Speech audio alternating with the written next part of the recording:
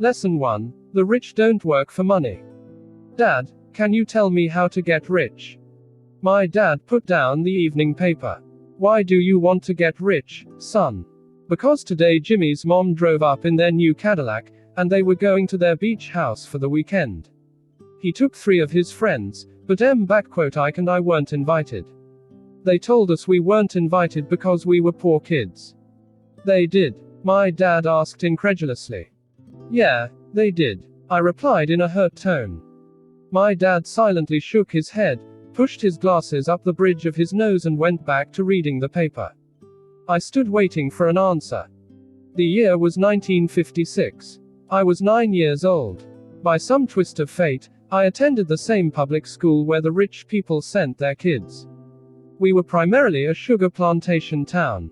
The managers of the plantation and the other affluent people of the town, such as doctors, business owners, and bankers, sent their children to this school, grades 1 to 6. After grade 6, their children were generally sent off to private schools. Because my family lived on one side of the street, I went to this school. Had I lived on the other side of the street, I would have gone to a different school, with kids from families more like mine. After grade 6, these kids and I would go on to the public intermediate and high school. There was no private school for them or for me. My dad finally put down the paper. I could tell he was thinking. Well, son, he began slowly. If you want to be rich, you have to learn to make money. How do I make money? I asked. Well, use your head, son, he said, smiling. Which really meant, that's all I'm going to tell you, or I don't know the answer, so don't embarrass me. A partnership is formed. The next morning, I told my best friend, Mike, what my dad had said. As best I could tell, Mike and I were the only poor kids in this school. Mike was like me in that he was in this school by a twist of fate. Someone had drawn a jog in the line for the school district, and we wound up in school with the rich kids. We weren't really poor, but we felt as if we were because all the other boys had new baseball gloves. Why? New bicycles, new everything. Mom and Dad provided us with the basics, like food, shelter, clothes. But that was about it. My dad used to say, if you want something, work for it. We wanted things, but there was not much work available for 9-year-old boys. So what do we do to make money? Mike asked. I don't know, I said. But do you want to be my partner? He agreed, and so on that Saturday morning, Mike became my first business partner. We spent all morning coming up with ideas on how to one-foot make money. Occasionally we talked about all the cool guys at Jimmy's beach house having fun. It hurt a little, but that hurt was good, for it inspired us to keep thinking of a way to make money. Finally, that afternoon, a bolt of lightning came through our heads. It was an idea Mike had gotten from a science book he had read. Excitedly, we shook hands, and the partnership now had a business. For the next several weeks, Mike and I ran around our neighborhood, knocking on doors and asking our neighbors if they would save their toothpaste tubes for us. With puzzled looks, most adults consented with a smile. Some asked us what we were doing. To which we replied, we can't tell you. It's a business secret. My mom grew distressed as the weeks wore on. We had selected a site next to her washing machine as the place we would stockpile our raw materials. In a brown cardboard box that one time held catsup bottles, our little pile of used toothpaste tubes began to grow. Finally, my mom put her foot down. The sight of her neighbors' messy, crumpled used toothpaste tubes had gotten to her. What are you boys doing? She asked. And I don't want to hear again that it's a business secret. Do something with this mess or I'm going to throw it out. Mike and I pleaded and begged, explaining that we would soon have enough and then we would begin production. We informed her that we were waiting on a couple of neighbors to finish using up the toothpaste so we could have their tubes. Mom granted us a 1-week extension. The date to begin production was moved up. The pressure was on. My first partnership was already being threatened with an eviction notice from our warehouse space by my own mom. It became Mike's job to tell the neighbors to quickly use up the toothpaste, saying the dentist wanted them to brush more often anyway. I began to put together the production line. One day my dad drove up with a friend to see two 9-year-old boys. In the driveway with a production line operating at full speed. There was fine white powder everywhere. On a long table were small milk cartons from school, and our family's hibachi grill was glowing with red-hot coals at maximum heat. Dad walked up cautiously, having to park the car at the base of the driveway, since the production line blocked the carport. As he and his friend got closer, they saw a steel pot sitting on top of the coals, with the toothpaste tubes being melted down. In those days, toothpaste did not come in plastic tubes. The tubes were made of lead. So once the paint was burned off, the tubes were dropped in the small steel pot, melted until they became liquid, and with my mom's pot holders we were pouring the lead through a small hole in the top of the milk cartons. The milk cartons were filled with plaster of Paris. The white powder everywhere was the plaster before we mixed it with water. In my haste, I had knocked the bag over, and the entire area looked like it had been hit by a snowstorm. The milk cartons were the outer containers for plaster of Paris molds. My dad and his friend watched as we carefully poured the molten lead through a small hole in the top of the plaster of Paris cube. Careful, my dad said. I nodded without looking up.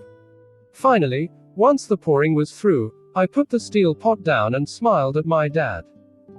"What are you boys doing?" he asked with a cautious smile. "We're doing what you told me to do. We're going to be rich," I said. "Yup," said Mike, grinning and nodding his head. "We're partners." "And what is in those plaster molds?" Dad asked. "Watch," I said. "This should be a good batch." With a small hammer, I tapped at the seal that divided the cube in half. Cautiously, I pulled up the top half of the plaster mold and a lead nickel fell out. "Oh, my God," my dad said. "You're casting nickels out of lead." "That's right," Mike said. "We're doing as you told us to do. We're making money." My dad's friend turned and burst into laughter. My dad smiled and shook his head. Along with a fire and a box of spent toothpaste tubes, in front of him were two little boys covered with white dust and smiling from ear to ear. He asked us to put everything down and sit with him on the front step of our house. With a smile, he gently explained what the word, counterfeiting, meant. Our dreams were dashed. "You mean this is illegal?" asked Mike in a quivering voice. "Let them go," my dad's friend said. "They might be developing a natural talent." My dad glared at him. "Yes, it is illegal," my dad said gently. "But you boys have shown great creativity and original thought. Keep going. I'm really proud of you." Disappointed, Mike and I sat in silence for about 20 minutes before we began cleaning up our mess. The business was over on opening day. Sweeping the powder up, I looked at Mike and said, "I guess Jimmy and his friends are right. We are poor." My father was just leaving as I said that. "Boys," he said, "you're only poor if you give up. The most important thing is that you did something. Most people only talk and dream of getting rich. You've done something. I'm very proud of the two of you. I will say it again. Keep going. Don't quit." Mike and I stood there in silence. They were nice words, but we still did not know what to do. "So how come you're not rich, Dad?" I asked. "Because I chose to be a schoolteacher. Schoolteachers really don't think about being rich. We just like to teach. I wish I could help you, but I really don't know how to make money." Mike and I turned and continued our cleanup. "I know," said my dad. "If you boys want to learn how to be rich, don't ask me. Talk to your dad, Mike." "My dad?" asked Mike with a scrunched up face. "Yeah, your dad," repeated my dad with a smile. "Your dad and I have the same banker, and he raves about your father. He's told me several times that your father is brilliant when it comes to making money." "My dad?" Mike asked again in disbelief. "Then how come we don't have a nice car and a nice house like the rich kids at school?" "A nice car and a nice house does not necessarily mean you're rich or you know how to make money," my dad replied. "Jimmy's dad works for the sugar plantation. He's not much different from me. He works for a company, and I work for the government. The company buys the car for him. The sugar company is in financial trouble, and Jimmy's dad may soon have nothing. Your dad is different, Mike. He seems to be building an empire, and I suspect in a few years he will be a very rich man. With that, Mike and I got excited again. With new vigor, we began cleaning up the mess caused by our now defunct first business. As we were cleaning, we made plans on how and when to talk to Mike's dad. The problem was that Mike's dad worked long hours and often did not come home until late. His father owned warehouses, a construction company, a chain of stores, and 3 restaurants. It was the restaurants that kept him out late. Mike caught the bus home after we had finished cleaning up. He was going to talk to his dad when he got home that night and ask him if he would teach us how to become rich. Mike promised to call as soon as he had talked to his dad, even if it was late. The phone rang at 8:30 p.m. Okay, I said. Next Saturday. And put the phone down. Mike's dad had agreed to meet with Mike and me. At 7:30 Saturday morning, I caught the bus to the poor side of town. The lessons begin. I'll pay you 10 cents an hour. Even by 1956 pay standards, 10 cents an hour was low. Michael and I met with his dad that morning at 8 o'clock. He was already busy and had been at work for more than an hour. His construction supervisor was just leaving in his pickup truck as I walked up to his simple, small and tidy home. Mike met me at the door. Dad's on the phone, and he said to wait on the back porch, Mike said as he opened the door. The old wooden floor creaked as I stepped across the threshold of this aging house. There was a cheap mat just inside the door. The mat was there to hide the years of wear from countless footsteps that the floor had supported. Although clean, it needed to be replaced. I felt claustrophobic as I entered the narrow living room, which was filled with old musty overstuffed furniture that today would be collector's items. Sitting on the couch were 2 women, a little older than my mom. Across from the women sat a man in workman's clothes. He wore khaki slacks and a khaki shirt, neatly pressed but without starch, and polished workbooks. He was about 10 years older than my dad, I'd say about 45 years old. They smiled as Mike and I walked past them, heading for the kitchen, which led to the porch that overlooked the backyard. I smiled back shyly.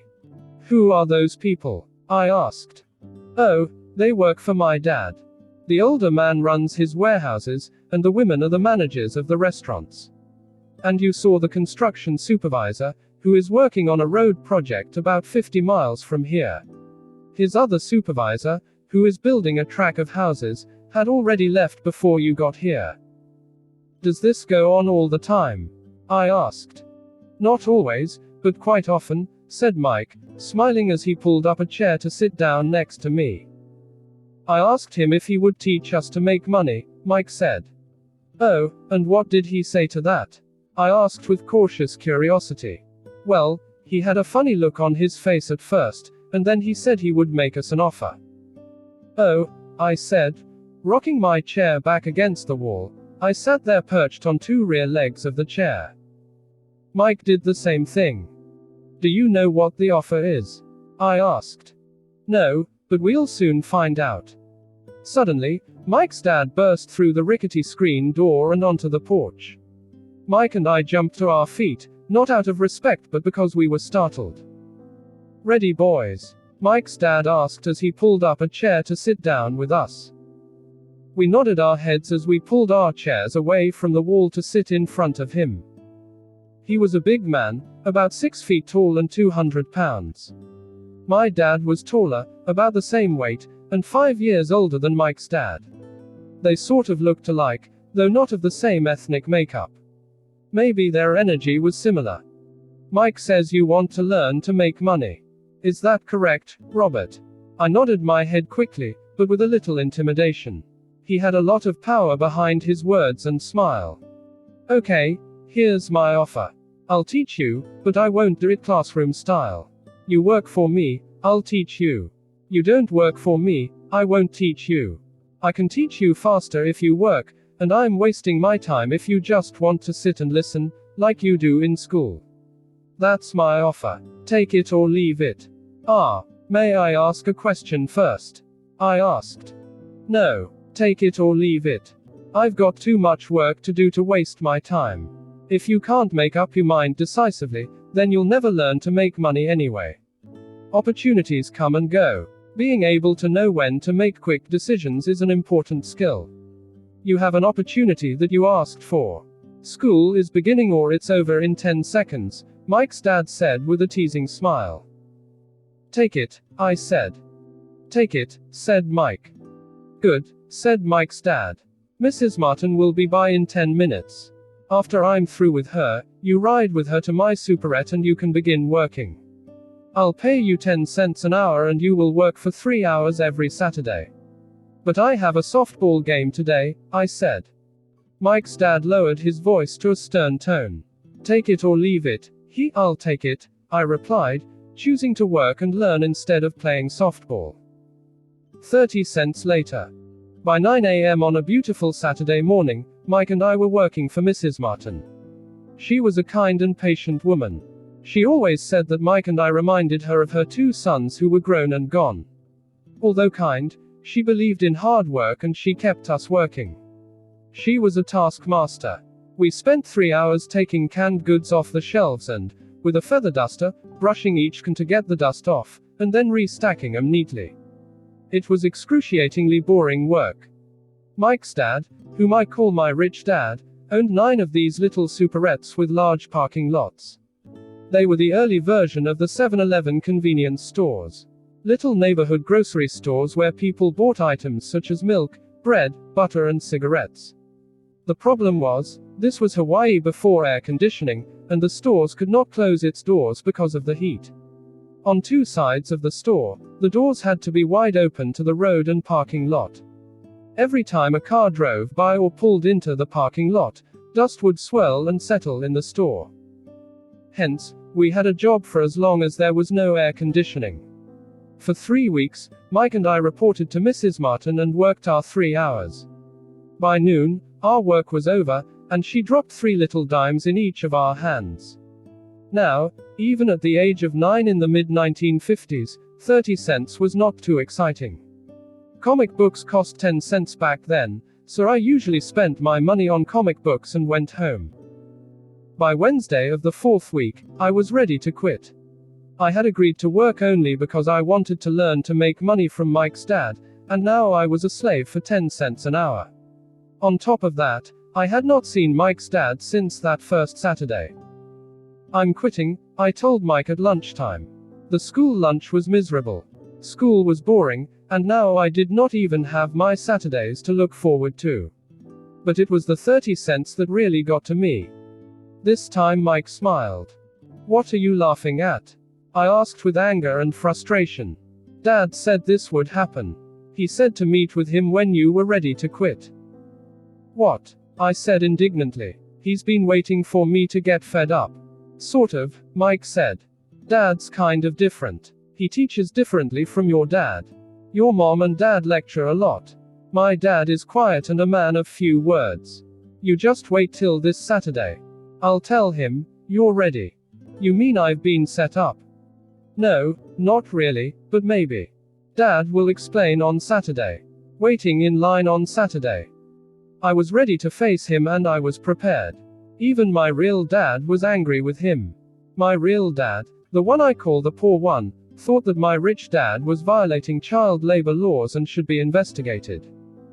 My educated poor dad told me to demand what I deserve. At least 25 cents an hour. My poor dad told me that if I did not get a raise, I was to quit immediately. You don't need that damned job anyway, said my poor dad with indignity. At 8 o'clock Saturday morning, I was going through the same rickety door of Mike's house. Take a seat and wait in line, Mike's dad said as I entered. He turned and disappeared into his little office next to a bedroom. I looked around the room and did not see Mike anywhere. Feeling awkward, I cautiously sat down next to the same 2 women who were there 4 weeks earlier. They smiled and slid across the couch to make room for me. 45 minutes went by, and I was steaming. The 2 women had met with him and left 30 minutes earlier. An older gentleman was in there for 20 minutes and was also gone. The house was empty, And I sat out in his musty dark living room on a beautiful sunny Hawaiian day, waiting to talk to a cheapskate who exploited children. I could hear him rustling around the office, talking on the phone, and ignoring me. I was now ready to walk out, but for some reason I stayed. Finally, 15 minutes later, at exactly 9 o'clock, Rich Dad walked out of his office, said nothing, and signaled with his hand for me to enter his dingy office. "I understand you want a raise or you're going to quit," Rich Dad said as he swiveled in his office chair. "Well, you're not keeping your end of the bargain," I blurted out nearly in tears. It was really frightening for a 9-year-old boy to confront a grown-up. "You said that you would teach me if I worked for you." "Well, I've worked for you. I've worked hard. I've given up my baseball games to work for you. And you don't keep your word. You haven't taught me anything. You are a crook like everyone in town thinks you are. You're greedy. You want all the money and don't take care of your employees. You make me wait and don't show me any respect. I'm only a little boy, and I deserve to be treated better." Rich Dad rocked back in his swivel chair, hands up to his chin, somewhat staring at me. It was like he was studying me. "Not bad," he said. "In less than a month, you sound like most of my employees." "What?" I asked. Not understanding what he was saying, I continued with my grievance. "I thought you were going to keep your end of the bargain and teach me. Instead you want to torture me. That's cruel. That's really cruel." "I am teaching you," Rich Dad said quietly. "What have you taught me?" "Nothing," I said angrily. "You haven't even talked to me once since I agreed to work for peanuts. 10 cents an hour. Ha, I should notify the government about you. We have child labor laws, you know. My dad works for the government, you know." "Wow," said Rich Dad. "Now you sound just like most of the people who used to work for me. People I've either fired or they've quit. So what do you have to say?" I demanded, feeling pretty brave for a little kid. "You lied to me. I've worked for you, and you have not kept your word. You haven't taught me anything." "How do you know that I've not taught you anything?" asked Rich Dad calmly. "Well, you've never talked to me. I've worked for 3 weeks, and you have not taught me anything," I said with a pout.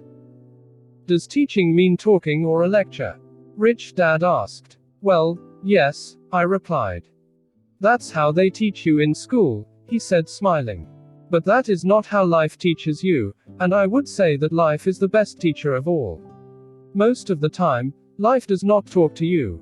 It just sort of pushes you around. Each push is life saying, 'Wake up. There's something I want you to learn.'" Quote. What is this man talking about? I asked myself silently. Life pushing me around was life talking to me. Now I knew I had to quit my job. I was talking to someone who needed to be locked up. If you learn life's lessons, you will do well. If not, life will just continue to push you around. People do 2 things. Some just let life push them around. Others get angry and push back. But they push back against their boss, or the job, or their husband or wife. They do not know it's life that's pushing. I had no idea what he was talking about. Life pushes all of us around. Some give up. Others fight. A few learn the lesson and move on. They welcome life pushing them around. To these few people, it means they need and want to learn something. They learn and move on. Most quit, and a few like you fight. Rich Dad stood and shut the creaky old wooden window that needed repair. If you learn this lesson, you will grow into a wise, wealthy and happy young man. If you don't, you will spend your life blaming a job, low pay or your boss for your problems. You'll live life hoping for that big break that will solve all your money problems. Rich Dad looked over at me to see if I was still listening. His eyes met mine. We stared at each other, streams of communication going between us through our eyes. Finally, I pulled away once I had absorbed his last message. I knew he was right. I was blaming him, and I did ask to learn. I was fighting. Rich Dad continued. Or if you're the kind of person who has no guts, you just give up every time life pushes you. If you're that kind of person, you'll live all your life playing it safe, doing the right things, saving yourself for some event that never happens. Then, you die a boring old man. You'll have lots of friends who really like you because you were such a nice hardworking guy. You spent a life playing it safe, doing the right things. But the truth is, you let life push you into submission. Deep down you were terrified of taking risks. You really wanted to win, but the fear of losing was greater than the excitement of winning. Deep inside, you and only you will know you didn't go for it. You chose to play it safe. Our eyes met again. For 10 seconds, we looked at each other, only pulling away once the message was received. "You've been pushing me around?" I asked. "Some people might say that," smiled Rich Dad. "I would say that I just gave you a taste of life." "What taste of life?" I asked, still angry, but now curious. Even ready to learn. "You boys are the first people that have ever asked me to teach them how to make money. I have more than 150 employees, and not one of them has asked me what I know about money. They ask me for a job and a paycheck, but never to teach them about money. So most will spend the best years of their lives working for money, not really understanding what it is they are working for." I sat there listening intently. "So when Mike told me about you wanting to learn how to make money, I decided to design a course that was close to real life. I could talk until I was blue in the face, but you wouldn't hear a thing. So I decided to let life push you around a bit so you could hear me. That's why I only paid you 10 cents. So what is the lesson I learned from working for only 10 cents an hour?" I asked. "That you're cheap and exploit your workers." Rich Dad rocked back and laughed heartily. Finally, after his laughing stopped, he said, "You'd best change your point of view. Stop blaming me, thinking I'm the problem. If you think I'm the problem, then you have to change me. If you realize that you're the problem, then you can change yourself, learn something and grow wiser. Most people want everyone else in the world to change but themselves. Let me tell you, it's easier to change yourself than everyone else." "I don't understand," I said. "Don't blame me for your problems," Rich Dad said, growing impatient. "But you only pay me 10 cents. So what are you learning?" Rich Dad asked, smiling. "That you're cheap," I said with a sly grin. "See, you think I'm the problem," said Rich Dad. "But you are. Well, keep that attitude and you learn nothing. Keep the attitude that I'm the problem and what choices do you have? Well, if you don't pay me more or show me more respect and teach me, I'll quit." "Well put," Rich Dad said. "And that's exactly what most people do. They quit and go looking for another job, better opportunity, and higher pay, actually thinking that a new job or more pay will solve the problem. In most cases, it won't. So what will solve the problem?" I asked. "Just take this measly 10 cents an hour and smile." Rich Dad smiled. "That's what the other people do. Just accept a paycheck knowing that they and their family will struggle financially. But that's all they do, waiting for a raise thinking that more money will solve the problem. Most just accept it, and some take a second job working harder, but again accepting a small paycheck." I sat staring at the floor, beginning to understand the lesson Rich Dad was presenting. I could sense it was a taste of life. Finally, I looked up and repeated the question. "So what will solve the problem?" "This," he said, tapping me gently on the head. "This stuff between your ears." It was at that moment that Rich Dad shared the pivotal point of view that separated him from his employees and my poor dad and led him to eventually become one of the richest men in Hawaii while my highly educated, but poor, dad struggled financially all his life. It was a singular point of view that made all the difference over a lifetime. Rich Dad said over and over, this point of view, which I call lesson number 1. The poor and the middle class work for money. The rich have money work for them.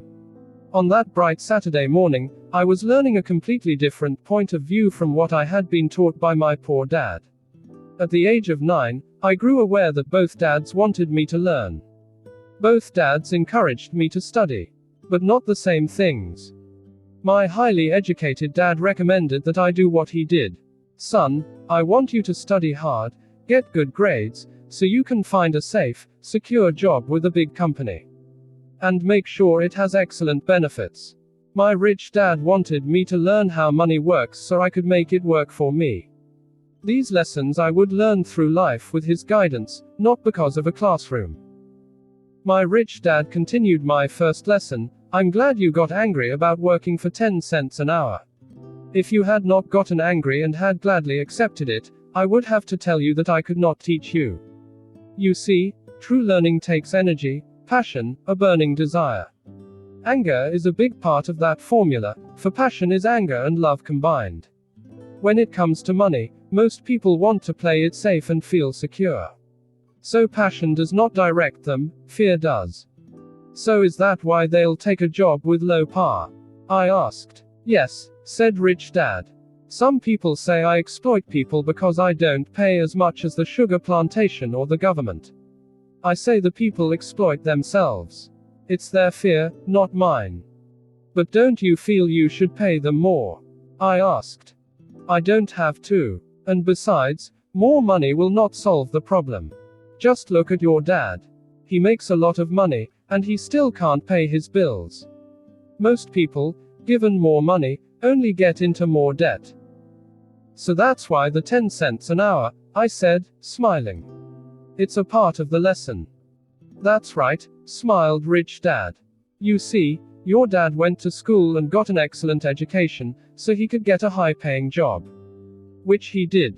But he still has money problems because he never learned anything about money at school. On top of that, he believes in working for money. And you don't? I asked. No, not really, said rich dad. If you want to learn to work for money, then stay in school. That is a great place to learn to do that. But if you want to learn how to have money work for you, then I will teach you that. But only if you want to learn. Wouldn't everyone want to learn that? I asked. No, said rich dad. Simply because it's easier to learn to work for money, especially if fear is your primary emotion when the subject of money is discussed. I don't understand, I said with a frown. Don't worry about that for now. Just know that it's fear that keeps most people working at a job. The fear of not paying their bills. The fear of being fired. The fear of not having enough money. The fear of starting over. That's the price of studying to learn a profession or trade, and then working for money. Most people become a slave to money. And then get angry at their boss. Learning to have money work for you is a completely different course of study. I asked. Absolutely, rich dad answered, absolutely. We sat in silence on that beautiful Hawaiian Saturday morning. My friends would have just been starting their little league baseball game. But for some reason, I was now thankful I had decided to work for 10 cents an hour. I sensed that I was about to learn something my friends would not learn in school. Ready to learn? Asked rich dad. Absolutely, I said with a grin. I have kept my promise. I've been teaching you from afar, my rich dad said. At 9 years old, you've gotten a taste of what it feels like to work for money. Just multiply your last month by 50 years and you will have an idea of what most people spend their life doing. I don't understand, I said. How did you feel waiting in line to see me? Once to get hired and once to ask for more money. Terrible, I said. If you choose to work for money, that is what life is like for many people, said rich dad. And how did you feel when Mrs. Martin dropped 3 dimes in your hand for 3 hours work? I felt like it wasn't enough. It seemed like nothing. I was disappointed, I said. And that is how most employees feel when they look at their paychecks. Especially after all the tax and other deductions are taken out. At least you got 100%. You mean most workers don't get paid everything? I asked with amazement. Heavens no, said rich dad. The government always takes its share first. How do they do that? I asked. Taxes, said rich dad. You're taxed when you earn. You're taxed when you spend. You're taxed when you save. You're taxed when you die. Why do people let the government do that to them?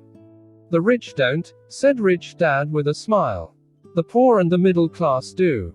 I'll bet you that I earn more than your dad, yet he pays more in taxes. How can that be? I asked. As a 9-year-old boy, that made no sense to me. Why would someone let the government do that to them? Rich Dad sat there in silence. I guess he wanted me to listen instead of jabber away at the mouth. Finally, I calmed down. I did not like what I had heard. I knew my dad complained constantly about paying so much in taxes, but really did nothing about it. Was that life pushing him around? Rich Dad rocked slowly and silently in his chair, just looking at me. Ready to learn? He asked. I nodded my head slowly.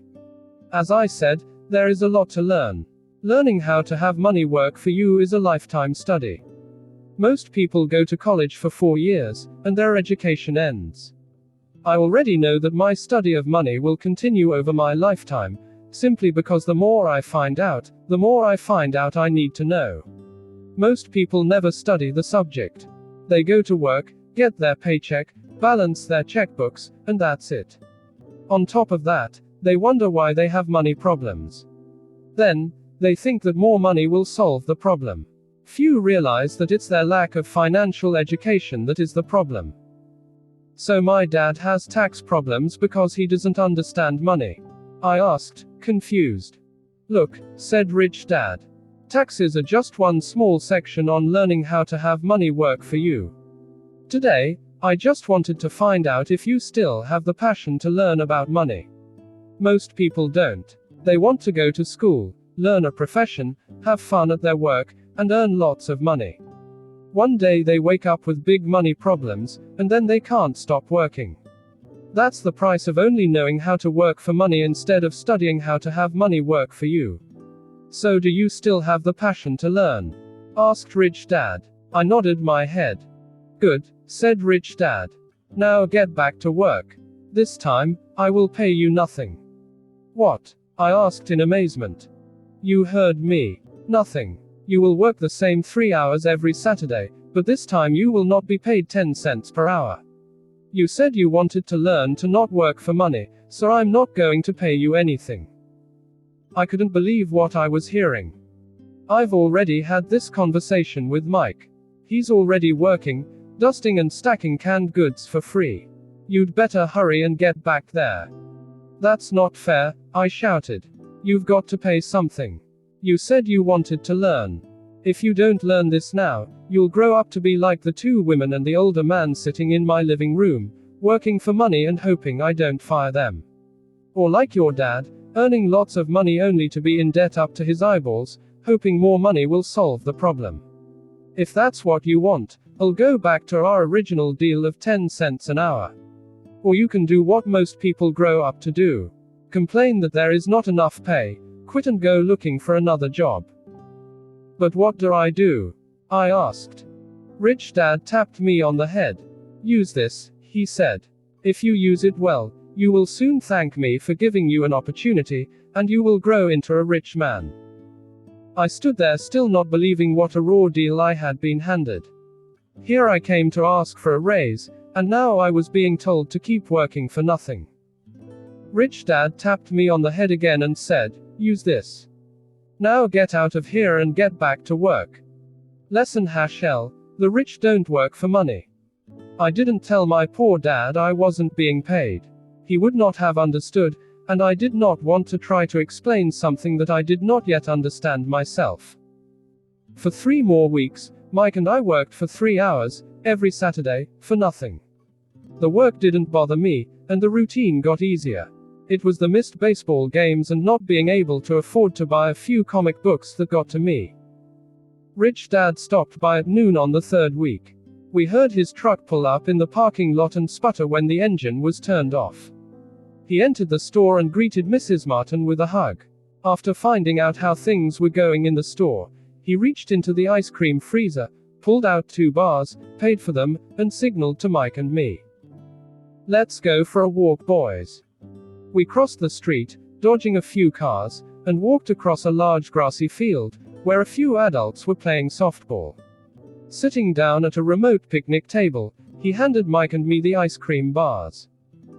How's it going, boys? Okay, Mike said. I nodded in agreement. Learn anything yet? Rich Dad asked. Mike and I looked at each other, shrugged our shoulders and shook our heads in unison. Avoiding one of life's biggest traps. Well, you boys had better start thinking. You're staring at one of life's biggest lessons. If you learn the lesson, you'll enjoy a life of great freedom and security. If you don't learn the lesson, you'll wind up like Mrs. Martin and most of the people playing softball in this park. They work very hard, for little money, clinging to the illusion of job security, looking forward to a 3-week vacation each year and a skimpy pension after 45 years of work. If that excites you, I'll give you a raise to 25 cents an hour. But these are good hard-working people. Are you making fun of them? I demanded. A smile came over Rich Dad's face. Mrs. Martin is like a mother to me. I would never be that cruel. I may sound cruel because I'm doing my best to point something out to the two of you. I want to expand your point of view so you can see something. Something most people never have the benefit of seeing because their vision is too narrow. Most people never see the trap they are in. Mike and I sat there uncertain of his message. He sounded cruel, yet we could sense he was desperately wanting us to know something. With a smile, Rich Dad said, "Doesn't that 25 cents an hour sound good? Doesn't it make your heart beat a little faster?" I shook my head, no, but it really did. 25 cents an hour would be big bucks to me. Okay, I'll pay you $1 an hour, Rich Dad said, with a sly grin. Now my heart was beginning to race. My brain was screaming, "Ann, take it, take it." I could not believe what I was hearing. Still, I said nothing. Okay, $2 an hour. My little 9-year-old brain and heart nearly exploded. After all, it was 1956 and being paid $2 an hour would have made me the richest kid in the world. I couldn't imagine earning that kind of money. I wanted to say, yes. I wanted the deal. I could see a new bicycle, new baseball glove, and adoration of my friends when I flashed some cash. On top of that, Jimmy and his rich friends could never call me poor again. But somehow my mouth stayed silent. Maybe my brain had overheated and blown a fuse. But deep down, I badly wanted the $2 an hour. The ice cream had melted and was running down my hand. The ice cream stick was empty, and under it was a sticky mess of vanilla and chocolate that ants were enjoying. Rich Dad was looking at two boys staring back at him, eyes wide open and brains empty. He knew he was testing us, and he knew there was a part of our emotions that wanted to take the deal. He knew that each human being has a weak and needy part of their soul that can be bought. And he knew that each human being also had a part of their soul that was strong and filled with a resolve that could never be bought. It was only a question of which one was stronger. He had tested thousands of souls in his life. He tested souls every time he interviewed someone for a job. Okay, $5 an hour. Suddenly there was a silence from inside me.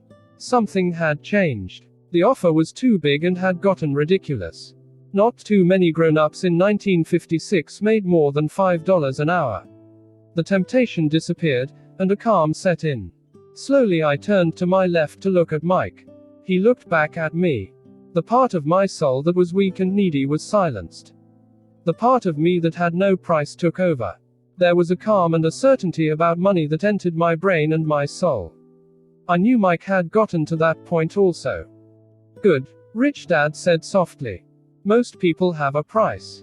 And they have a price because of human emotions named fear and greed. First, the fear of being without money motivates us to work hard, and then once we get that paycheck, greed or desire starts us thinking about all the wonderful things money can buy. The pattern is then set. What pattern? I asked. The pattern of get up, go to work, pay bills, get up, go to work, pay bills. Their lives are then run forever by two emotions, fear and greed. Offer them more money, and they continue the cycle by also increasing their spending. This is what I call the rat race. There is another way? Mike asked. Yes, said Rich Dad slowly. But only a few people find it. And what is that way? Mike asked. That's what I hope you boys will find out as you work and study with me. That is why I took away all forms of pay. Any hints? Mike asked. We're kind of tired of working hard, especially for nothing. Well, the first step is telling the truth, said Rich Dad. We haven't been lying, I said. I did not say you were lying. I said to tell the truth. Rich Dad came back. The truth about what? I asked. How you're feeling, Rich Dad said. You don't have to say it to anyone else. Just yourself. You mean the people in this park, the people who work for you, Mrs. Martin, they don't do that? I asked. I doubt it, said Rich Dad. Instead, they feel the fear of not having money. Instead of confronting the fear, they react instead of think. They react emotionally instead of using their heads, Rich Dad said, tapping us on our heads. Then, they get a few bucks in their hands, and again the emotion of joy and desire and greed take over, and again they react, instead of think. So their emotions do their thinking, Mike said. That's correct, said Rich Dad. Instead of telling the truth about how they feel, they react to their feeling, fail to think. They feel the fear, they go to work, hoping that money will soothe the fear, but it doesn't. That old fear haunts them, and they go back to work, hoping again that money will calm their fears, and again it doesn't. Fear has them in this trap of working, earning money, working, earning money, hoping the fear will go away. But every day they get up, and that old fear wakes up with them. For millions of people, that old fear keeps them awake all night, causing a night of turmoil and worry. So they get up and go to work, hoping that a paycheck will kill that fear gnawing at their soul.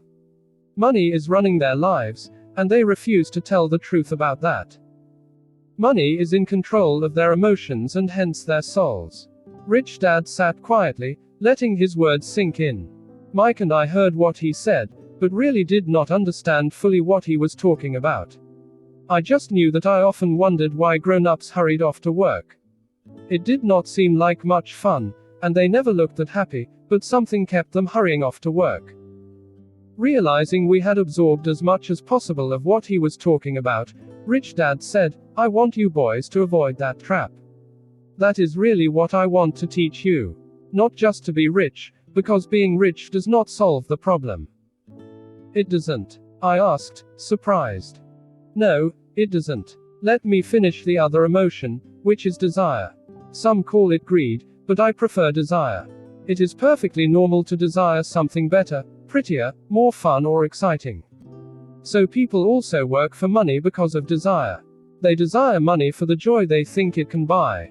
But the joy that money brings is often short-lived, and they soon need more money for more joy, more pleasure, more comfort, more security.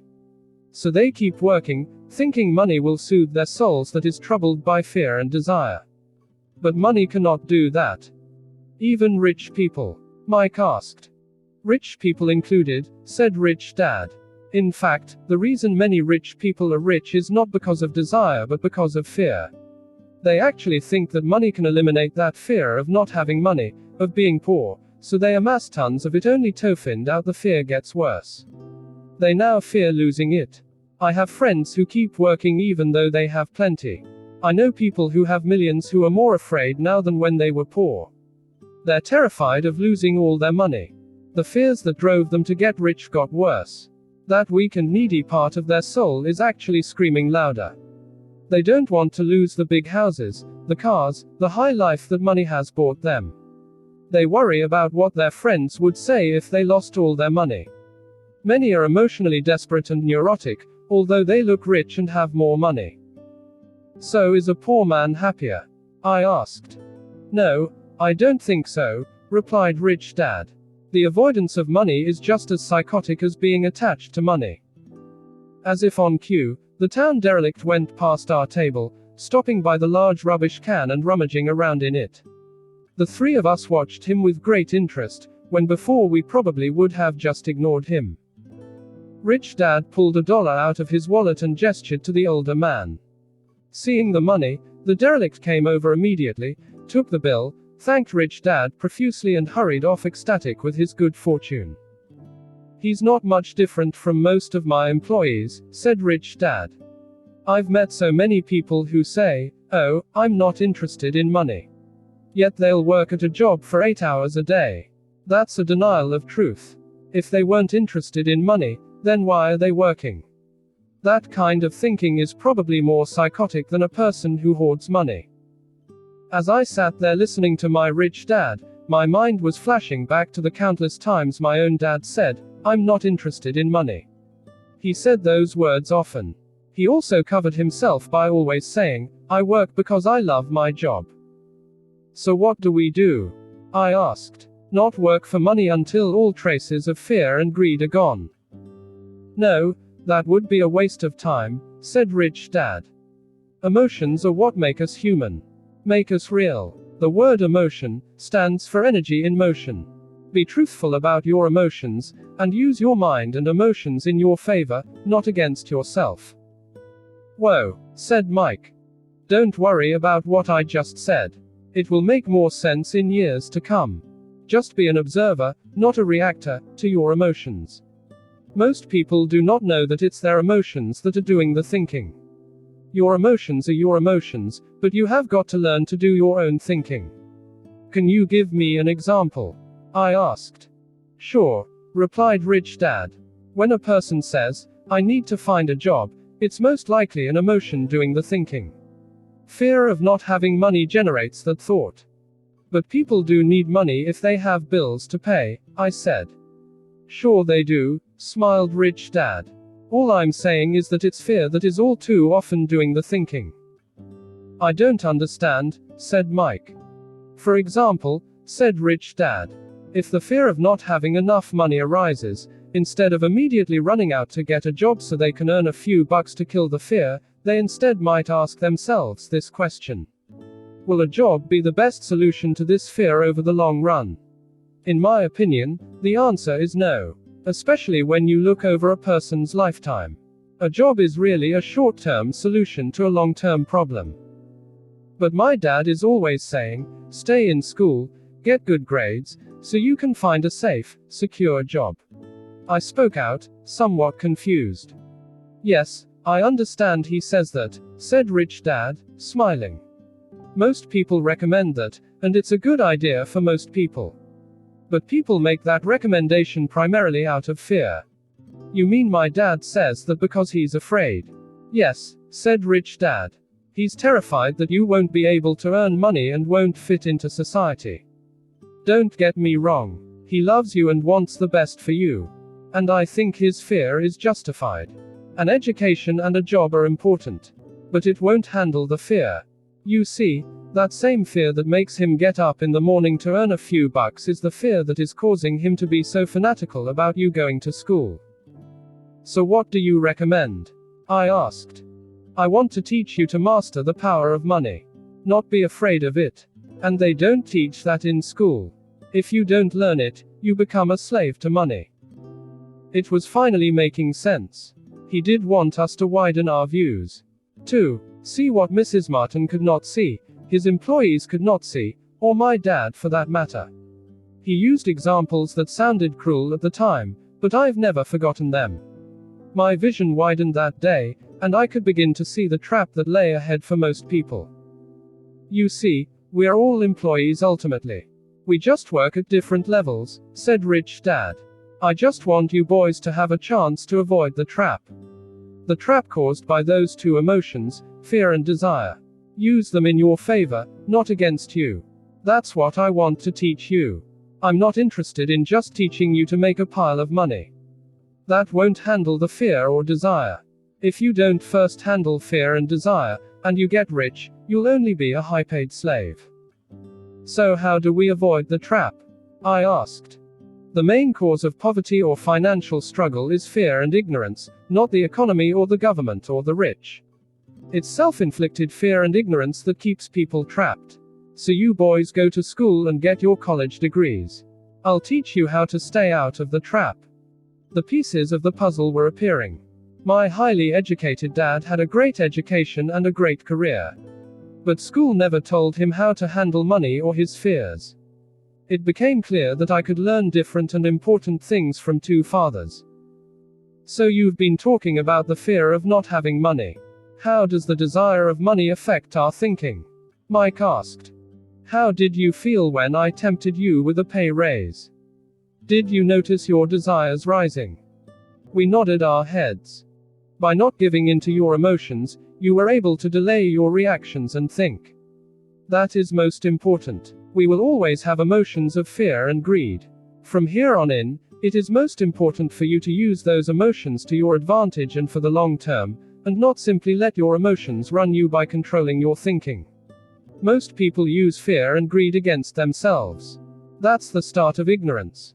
Most people live their lives chasing paychecks, pay raises and job security because of the emotions of desire and fear, not really questioning where those emotion-driven thoughts are leading them.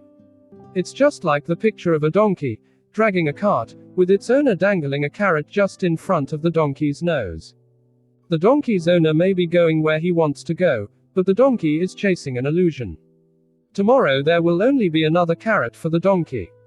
You mean the moment I began to picture a new baseball glove, candy and toys, that's like a carrot to a donkey? Mike asked. Yeah, and as you get older, your toys get more expensive. A new car, a boat and a big house to impress your friends, said Rich Dad with a smile. Fear pushes you out the door, and desire calls to you, enticing you toward the rocks. That's the trap. So what's the answer? Mike asked. What intensifies fear and desire is ignorance. That is why rich people with lots of money often have more fear the richer they get. Money is the carrot, the illusion.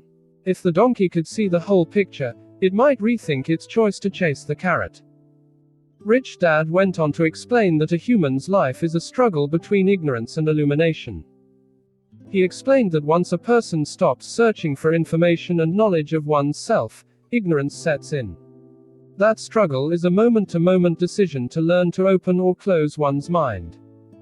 Look, school is very, very important. You go to school to learn a skill or profession so as to be a contributing member of society. Every culture needs teachers, doctors, mechanics, artists, cooks, business people, police officers, firefighters, soldiers. Schools train them so our culture can thrive and flourish, said Rich Dad. Unfortunately, for many people, school is the end, not the beginning. There was a long silence. Rich Dad was smiling. I did not comprehend everything he said that day. But as with most great teachers, whose words continue to teach for years, often long after they're gone, his words are still with me today. I've been a little cruel today, said Rich Dad. Cruel for a reason. I want you to always remember this talk. I want you to always think of Mrs. Martin. I want you always to think of the donkey. Never forget, because your two emotions, fear and desire, can lead you into life's biggest trap, if you're not aware of them controlling your thinking. To spend your life living in fear, never exploring your dreams, is cruel. To work hard for money, thinking that money will buy you things that will make you happy, is also cruel. To wake up in the middle of the night terrified about paying bills is a horrible way to live. To live a life dictated by the size of a paycheck is not really a life. Thinking that a job will make you feel secure is lying to yourself. That's cruel, and that's the trap I want you to avoid, if possible. I've seen how money runs people's lives. Don't let that happen to you. Please don't let money run your life. A softball rolled under our table. Rich Dad picked it up and threw it back. So what does ignorance have to do with greed and fear?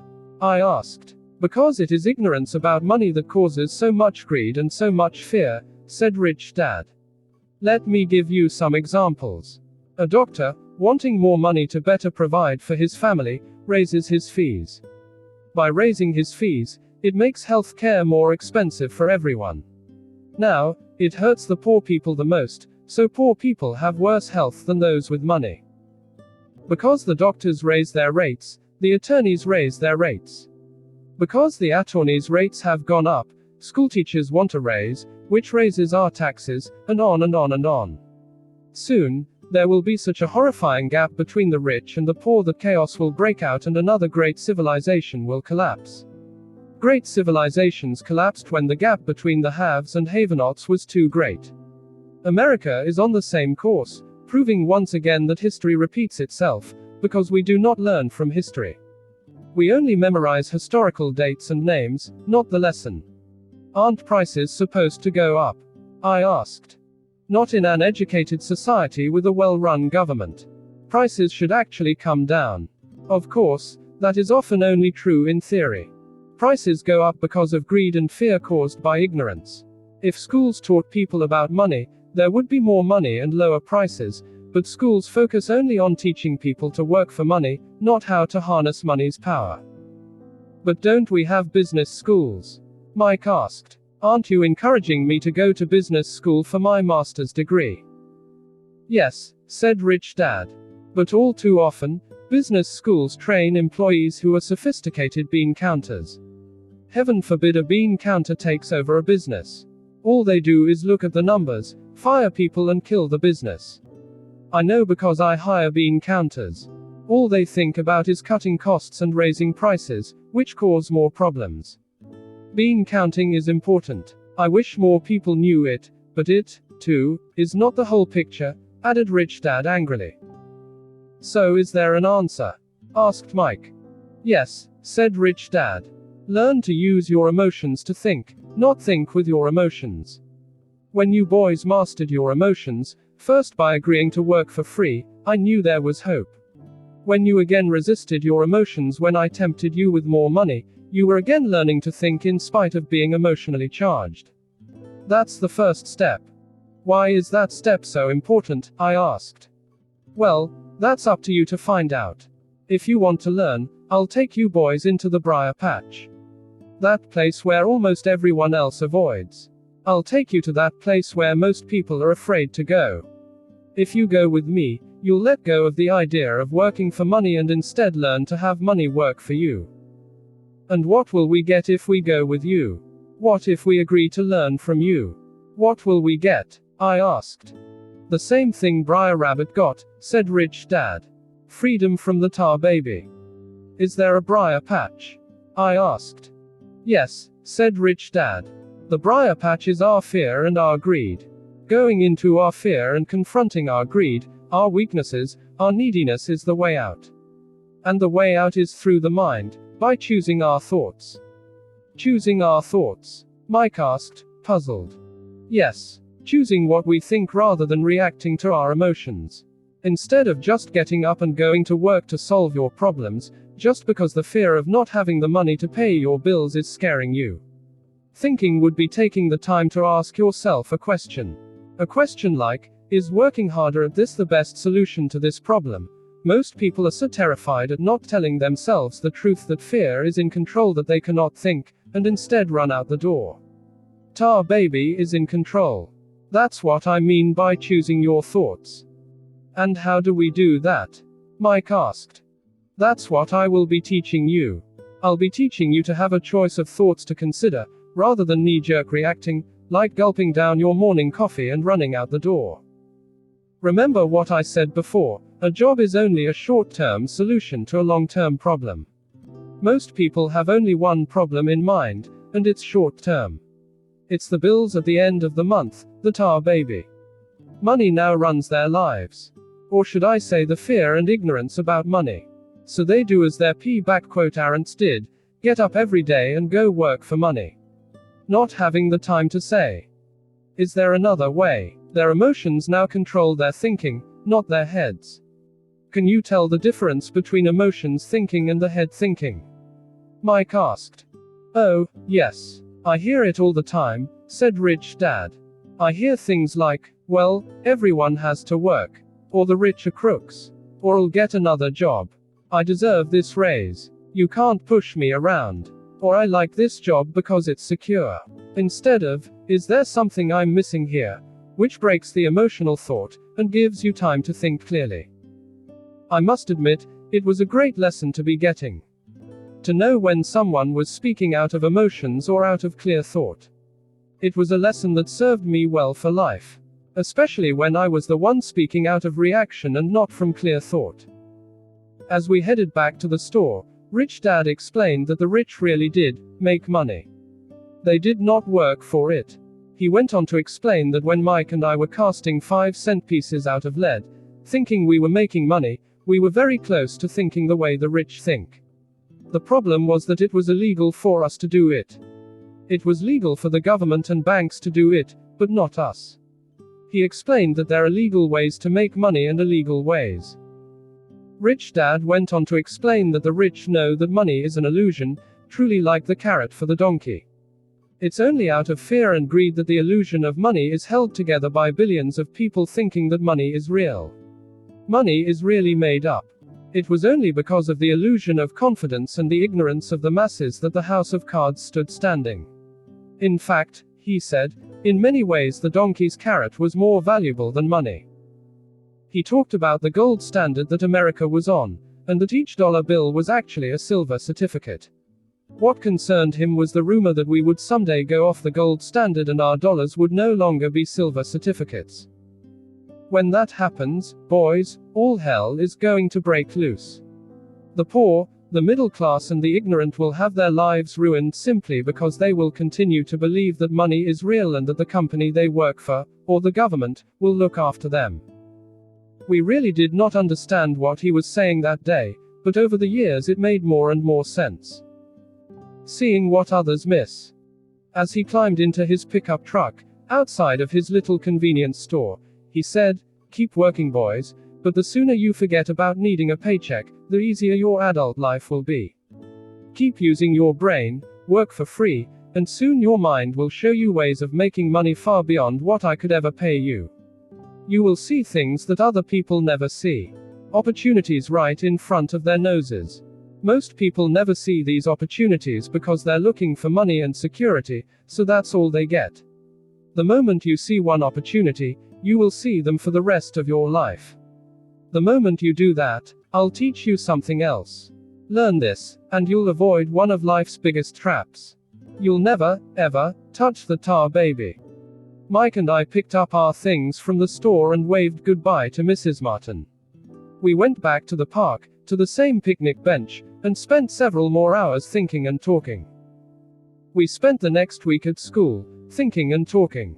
For 2 more weeks, we kept thinking, talking, and working for free. At the end of the second Saturday, I was again saying goodbye to Mrs. Martin and looking at the comic book stand with a longing gaze. The hard thing about not even getting 30 cents every Saturday was that I didn't have any money to buy comic books. Suddenly, as Mrs. Martin was saying goodbye to Mike and me, I saw something she was doing that I had never seen her do before. I mean, I had seen her do it, but I never took notice of it. Mrs. Martin was cutting the front page of the comic book in half. She was keeping the top half of the comic book cover and throwing the rest of the comic book into a large brown cardboard box. When I asked her what she did with the comic books, she said, "I throw them away. I give the top half of the cover back to the comic book distributor for credit when he brings in the new comics. He's coming in an hour." Mike and I waited for an hour. Soon the distributor arrived and I asked him if we could have the comic books. To which he replied, "You can have them if you work for this store and do not resell them." Our partnership was revived. Mike's mom had a spare room in the basement that no one used. We cleaned it out, and began piling hundreds of comic books in that room. Soon our comic book library was open to the public. We hired Mike's younger sister, who loved to study, to be head librarian. She charged each child 10 cents admission to the library, which was open from 2:30 to 4:30 p.m. every day after school. The customers, the children of the neighborhood, could read as many comics as they could in 2 hours. It was a bargain for them since a comic costs 10 cents each, and they could read 5 or 6 in 2 hours. Mike's sister would check the kids as they left, to make sure they weren't borrowing any comic books. She also kept the books, logging in how many kids showed up each day, who they were, and any comments they might have. Mike and I averaged $9.50 per week over a 3-month period. We paid his sister $1 a week and allowed her to read the comics for free, which she rarely did since she was always studying. Mike and F kept our agreement by working in the store every Saturday and collecting all the comic books from the different stores. We kept our agreement to the distributor by not selling any comic books. We burned them once they got too tattered. We tried opening a branch office, but we could never quite find someone as dedicated as Mike's sister we could trust. At an early age, we found out how hard it was to find good staff. 3 months after the library first opened, a fight broke out in the room. Some bullies from another neighborhood pushed their way in and started it. Mike's dad suggested we shut down the business. So our comic book business shut down, and we stopped working on Saturdays at the convenience store. Anyway, Rich Dad was excited because he had new things he wanted to teach us. He was happy because we had learned our first lesson so well. We had learned to have money work for us. By not getting paid for our work at the store, we were forced to use our imaginations to identify an opportunity to make money. By starting our own business, the comic book library, we were in control of our own finances, not dependent on an employer. The best part was that our business generated money for us, even when we weren't physically there. Our money worked for us. Instead of paying us money, Rich Dad had given us so much more. 3.